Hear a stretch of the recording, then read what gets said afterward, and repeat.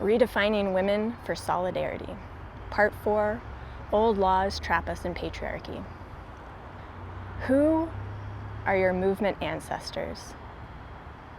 Who are the people you think of when you think about change, who have put their bodies on the line to challenge seemingly all-powerful systems and demand more for their lives and futures? Who were they? What lives did they lead?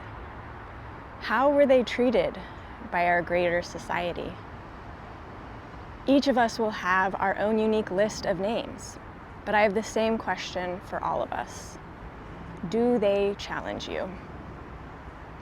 Demolishing the great man theory.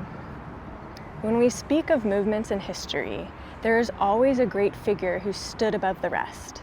Without him, and it's almost always a him, we never would have made progress. Without this one man's generosity to become the pure hero that we needed to create change and grow our vision and the movement. But y'all, that is not how it works. Movements are made of people, and people are messy. Humans are fallible. We fuck up all the time, like all the time. I'm chuckling just writing this, thinking about all the times I miss people and wish I had done better. This is so front of mind when I was canvassing in Nevada and Arizona in 2024 for the election. The Democratic Party hadn't been to any of these people's doors in years. These voters had been abandoned long ago. I was the sole person that would be talking to them directly about the election. I was the great man, albeit a slightly femme version that could turn the tide for these voters to believe that we can create a better system. Alas, it wasn't so. Instead, I got yelled at. I got doors slammed in my face. Mostly I got TVs in the background without anyone answering. Many of these interactions stick with me today. A Mexican-American man who looked like my grandfather screamed in my face for coming to his door and asking for his vote after the party hadn't been there for him. A frail, elderly woman told me I was soliciting votes, scandal, and promptly told me, "And fuck off, I already voted." I politely yelled, "Thank you for voting," as she slammed the door in my face. And then there was this reflection from a woman around my age in a Las Vegas suburb. All right, Captain's Log, Day 19, Part 2. I looked it up and it is 19 days. So we've been 2 weeks and then a full work week, I guess. I'm also thinking about this young woman who was like white presenting, a little bit more kind of like rurally dressed is what I would say. I don't think she was queer, but if she was, I was like, girl. Anyways, yeah, she was like probably a Trumper, or like, no, I don't want to talk to you. And it was just like, it's so interesting how people behave. Because I like came all the way into her garage, like she engaged me. She was answering my questions, and then I said, "Can I drop off some information?" And she said, "Sure." And then she took it from me and then immediately put it in the trash. And I was like, "Okay," and I definitely like made a reaction. And I'm sure that was like probably what she really wanted, was just like the satisfaction of like these fucking liberals coming in trying to tell me what to do. But like, it also made me sad because this is a person that is probably close to my age and we probably have a lot in common. There are things that we could certainly connect on. And our interaction and she perceiving me as, a salesman or, whatever it might be, like coming to the door. I am not a great man. But the secret is that no one is a great man. Let's talk about the ultimate great man in progressive history, Martin Luther King Jr. He was a good person. to be sure. His words could move people's souls to believe that there could be something better. He organized people to act for something more than themselves.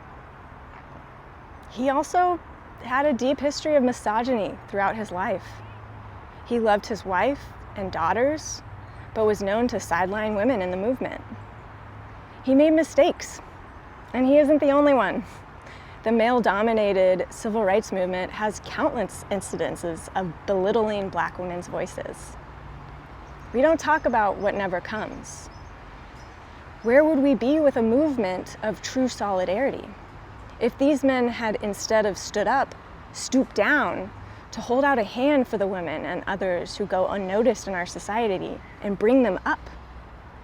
What could we achieve with a solidarity that crosses age, race, class, gender, and all the different ways we categorize ourselves out of connection? Women hating women. One of the biggest barriers to our movements is our lack of solidarity. Audre Lorde has spoken a thing or two about this in her lived experience as a Black queer woman, and the hate that her many intersecting identities enliven in people. Sister Outsider is a declaration of love for her outsider identity. Her intersectionality made her a superpower that few could truly understand. I am no Audre Lorde, as I am no great man. However, I am a person of intersectionality. I can relate to her on so many layers. This is my superpower. My election road trip was an opportunity for me to deepen my understanding of myself, my Latino and New Mexican identity. The trip clarified for me how the two moral sins of the United States of America interact. The U.S. was founded on two sins: chattel slavery, including the kidnapping, extradition, and enslavement of African people to prop up the U.S. economy state for centuries, and the genocide of the indigenous people who were already thriving on the land before white European men discovered the New World. Right now, I want to call us in. Social media algorithms incentivize us calling out the bad. Everyone piles on the activists that are misgendered around activists, and they're canceled forever. Rumors about Black women not being supportive of trans women and vice versa. The movement shrinks, we learn to distrust more. The misogynoir of the election is the point. The aggressive misogynoir that played out during the campaign hasn't gone away. The blame game over who lost the election for us continues. We are divided despite the threat. The movement's hate of women hasn't gone away. It's metastasized with anger, resentment, and despair. So I ask you again, who are your movement ancestors? As the climate crisis-enabled winds whip through the forest, we're the leaves trying to hang on for dear life. It can feel hopeless when we're just one leaf on a massive tree within a large forest and the bulldozers are already lined up, belching up gas into the atmosphere. However, we are not just a leaf. We are a forest. As I've written before in the past, being trans is an act of liberation.